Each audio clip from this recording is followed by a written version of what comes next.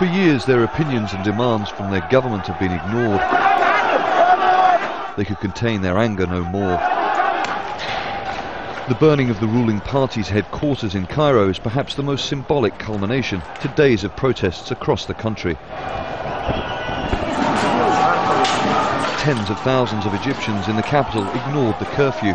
They attacked police vehicles and set them on fire.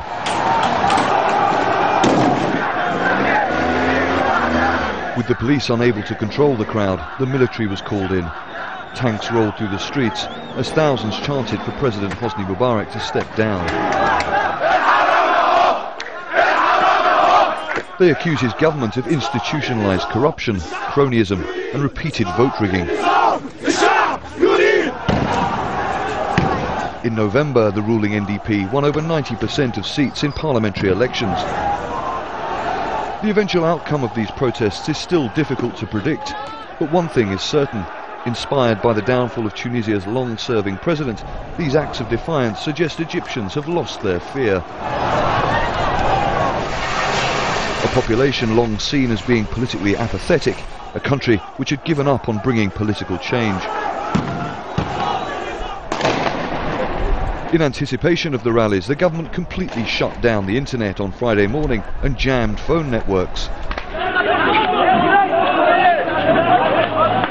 The scenes were repeated in Egypt's second city of Alexandria. Police were attacked and their vehicles set ablaze. In the port city of Suez, a wave of stone-throwing youths pelted security vehicles as the drivers tried to escape. There has been no definitive leader of this protest movement.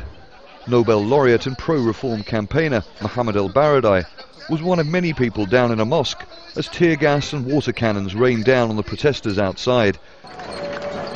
The army traditionally has widespread support among Egyptians, but there is an obvious paradox now that the soldiers have been put in control of security. The country's leader is also its military chief. Mubarak may be dismissing his government, but he's not going anywhere. He remains the focus of anger for Egyptians, who for the first time have made their demands so shockingly clear. Charles Stratford, Al Jazeera.